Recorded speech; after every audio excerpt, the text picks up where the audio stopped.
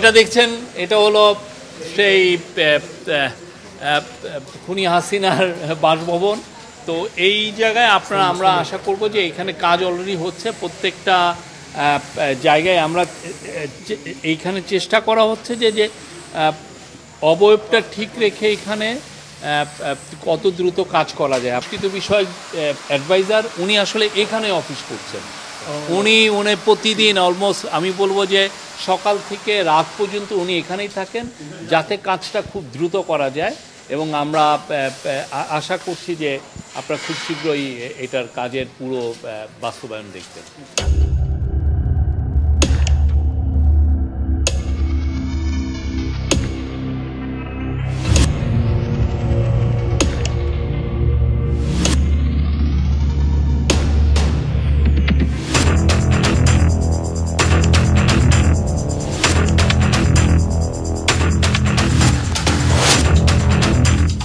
আমরা তো প্রথমে ঢুকি না, যেই ঘটনা ইয়ার পর আমরা এখানে আসলাম।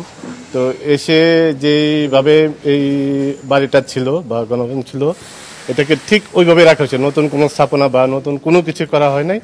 এবং এটার জন্য একটা অ্যাডভাইজারি কমিটি আছে, ওনারা তাদের পরামর্শ অনুযায়ী ওটা স্থাপন করতেছে। আর আমরা বাংলাদেশ জাতীয় জাদুঘরের পক্ষ থেকে বা সংস্কৃতি মন্ত্রণালয়ের পক্ষ থেকে ওনাদের সাথে আছি, কিন্তু তাদের পরামর্শ অনুযায়ী ওইটা ওইভাবে হচ্ছে। এবং আপনারা দেখতে পাবেন দেয়ালে বা বিভিন্ন জায়গায় বিভিন্ন গ্রাফিটি আছে, কোনো কিছু নষ্ট করা হয় না বা নতুন কোনো কিছুই অ্যাড করা হয় না। অর্থাৎ মূল স্পিরিটটা হচ্ছে এটা যেন অ্যাজ ইট ইজ থাকে, মানুষ যেন দেখে সেই স্পিরিটটাই পাইছে। এটা 5 আগস্ট আজকে মন্ত্রী উপদেষ্টা মহোদয় বললেন যে উদ্বোধন হবে, কিন্তু এটা শেষ হবে না।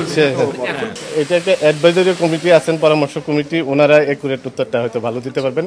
তবে আপনারা দেখলে বুঝতে পারবেন যে এটা কতটুকু কাজ হয়েছে। কাজ চলছে, কাজে পুরোপুরি চলছে, এটা তো আপনারা দেখছেন। মানে দায়িত্বপ্রাপ্ত বিষয়টা আসলে কি? আমি মোহাম্মদ মনিরুল হক, ইনচার্জ বাংলাদেশ জাতীয় জাদুঘরের পক্ষ থেকে। বেসিক্যালি আমি বাংলাদেশ জাতীয় জাদুঘরের কর্মকর্তা, এখানে ওই এডিশনাল দায়িত্ব হিসেবে এখানে আছি।